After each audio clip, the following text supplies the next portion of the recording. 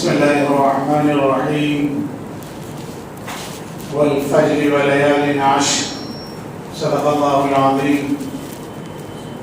حضرات، اللہ تعالیٰ نے ہم سب کو اپنی عبادت کے لیے پیدا کیا، لیکن اس نے کچھ دن ایسے بنائے ہیں جن میں عبادت کا بہت زیادہ ثواب ملتا ہے. انہی میں سے ذی الحجہ کے شروع کے 10 دن ہیں. یہ 10 دن اللہ تبارک و تعالیٰ کے نزدیک نہایت ہی فضیلت کے دن ہیں، نہایت ہی اہمیت کے دن ہیں. حضور اکرم صلی اللہ علیہ وسلم نے فرمایا کہ 10 دنوں میں اللہ تعالیٰ کو جتنا نیک عمل پسند ہے اتنا کسی اور دن میں پسند نہیں. ایک صحابی نے عرض کیا، یا رسول اللہ، اگر کوئی شخص اللہ کے راستے میں جہاد کرنے کے لیے جائے تو اس سے بھی افضل ہے ان 10 دنوں میں عبادت کرنا.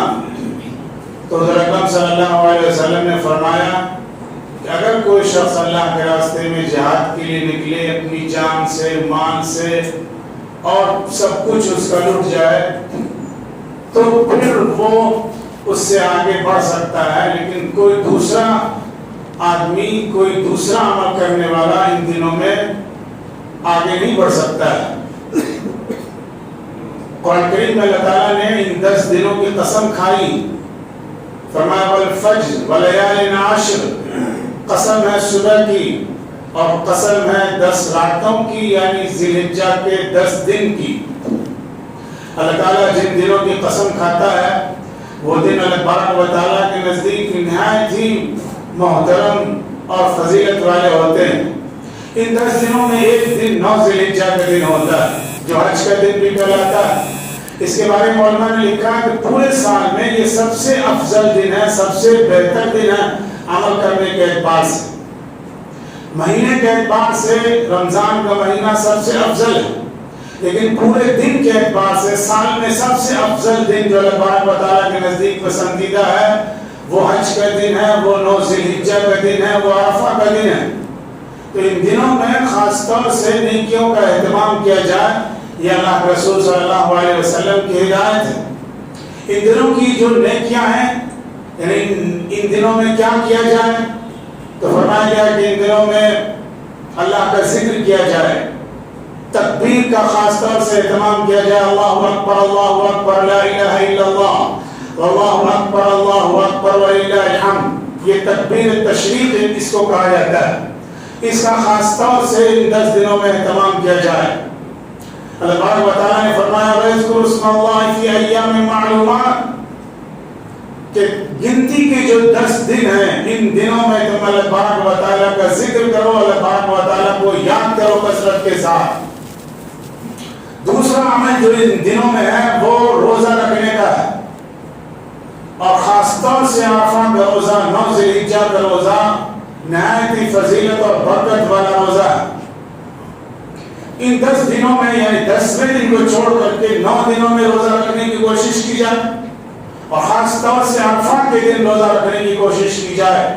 حضور اکرم صلی اللہ علیہ وسلم نے فرمایا کہ جو عرفہ کے دن روزہ رکھتا ہے اللہ تبارک و تعالیٰ اس کے 1 سال کے آگے اور پیچھے کے گناہ معاف کر دیتے ہیں. یعنی 1 سال جو گزر گیا اس کے بھی گناہ معاف ہو جاتے ہیں، اور جو 1 سال آنے والا آئندہ اس کے بھی گناہ اللہ تبارک و تعالیٰ عرفہ کے دن روزہ رکھنے کی برکت سے معاف کر دیتے ہیں. اور ایک حدیث میں آیا کہ سب سے بہترین دعا کا دن جو ہے وہ عرفہ کا دن ہے. اللہ تبارک و تعالیٰ اس دن کسی کو محروم نہیں کرتا. حاجیوں کے لیے اس کی خاص فضیلت ہے عرفہ کے دن کی، میدان عرفہ کی. وہ فضیلت کسی اور کو حاصل نہیں ہو سکتی ہے، لیکن اس کے علاوہ بھی اگر عرفہ کے دن 9 ذی الحجہ کے دن لوگ دعاؤں کا اہتمام کرتے ہیں تو وہ دعائیں خاص طور سے اللہ تبارک و تعالیٰ کے نزدیک قابل قبول ہوتی. اور دعا کیا؟ دعا پوری عبادت کا مغز، اس کا خلاصہ ہے، اس کا لب لباب ہے. اور اکرم صلی اللہ علیہ وسلم نے فرمایا دعا مخل عبادت. دعا جو ہے پوری عبادت کی اسپرٹ ہے، اس کی روح ہے، اس کا مغز ہے، اس کا خلاصہ ہے، اس کا لب لباب ہے. اور ایک حدیث میں آپ نے فرمایا کہ سب سے نکما آدمی، سب سے ناکارہ آدمی وہ ہے جو دعا کرنے میں بھی نکما ہے. یعنی سب سے نالائق آدمی وہ ہے جو دعا کرنے کے معاملے میں بھی نالائق ہے، وہ اللہ سے دعا نہیں کرتا. اللہ و تعالیٰ اتنا نوازنے والا ہے، اتنا دینے والا ہے، اس کے فضل و کرم کی، اس کی بخشش کی، اس کی نوازش کی، اس کی جود و کرم کی کوئی انتہا نہیں. اور اس کے باوجود انسان اگر اللہ سے مانگتا نہیں ہے، اس کے سامنے ہاتھ نہیں پھیلاتا ہے، اس سے زیادہ اس کے لیے بد نصیبی کی بات کیا ہو سکتی. اور اکرم صلی اللہ علیہ وسلم نے فرمایا من لم یسأل اللہ یغضب علیہ، جو اللہ سے مانگتا نہیں ہے اللہ اس سے غصہ ہو جاتے ہیں. ظاہر بات ہے اللہ تعالیٰ کا جس پہ غصہ نازل ہوگا وہ کتنا بد نصیب انسان ہوگا. تو دعاؤں کا اہتمام بھی ان دنوں میں کیا جائے خاص طور سے. اور ان دنوں میں ایک عمل ہے 10 ذی الحجہ کا جو عمل ہے قربانی کا عمل ہے. یہ بھی اسی 10 دن میں کیے جاتے ہیں. اور قربانی کے لیے 10، 11، 12 کو بھی رکھا گیا. باقی جو 10 دن ہیں وہ دوسرے اعمال کے لیے. تو قربانی کے بارے میں قرآن کریم میں اللہ پاک و تعالیٰ نے فرمایا لیکن اللہ لحومها ولا دماؤها ولكن يناله التقوى منكم. اللہ پاک و تعالیٰ کے نزدیک قربانی کا گوشت نہیں پہنچتا، اس کا خون نہیں پہنچتا، وہ صرف دل کی کیفیت کو، دل کے جذبے کو اور دل کے اخلاص کو دیکھتا ہے. تو قربانی کی جائے اللہ کے نام سے، اللہ کے رضا کے لیے، اللہ کی خوشنودی کے لیے. اور جب قربانی کے بکرے پر ذبح چھری چلائی جائے تو اس کے ساتھ اپنے نفس کی خواہش پر بھی چھری چلائی جائے.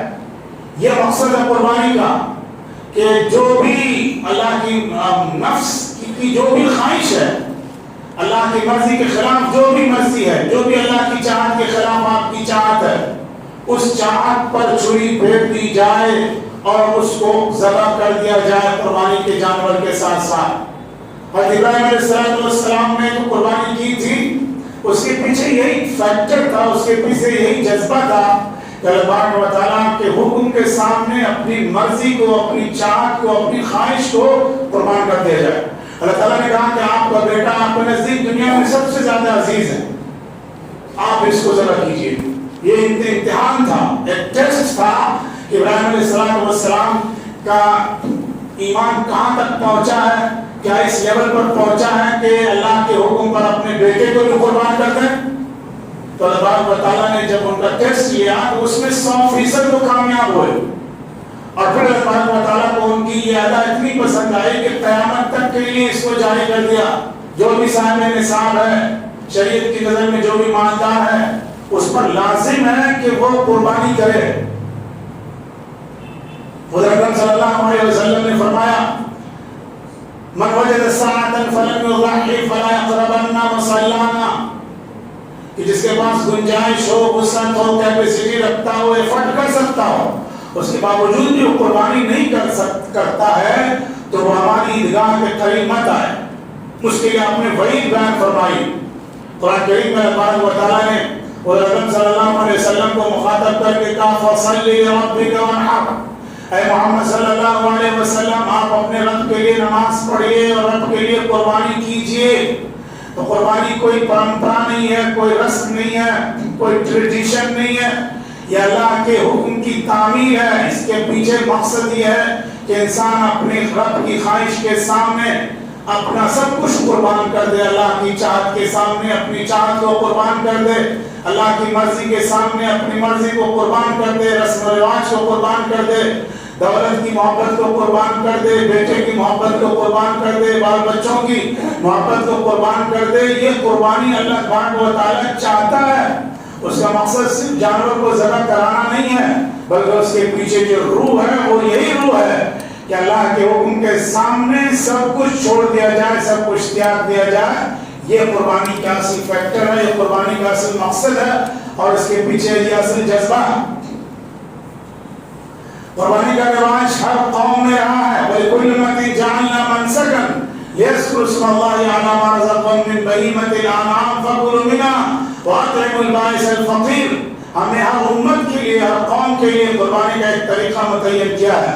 جب قربانی کا دن آئے تو اللہ کا نام لے کر کے قربانی کیا جائے، قربانی کے گوشت کو کھایا جائے.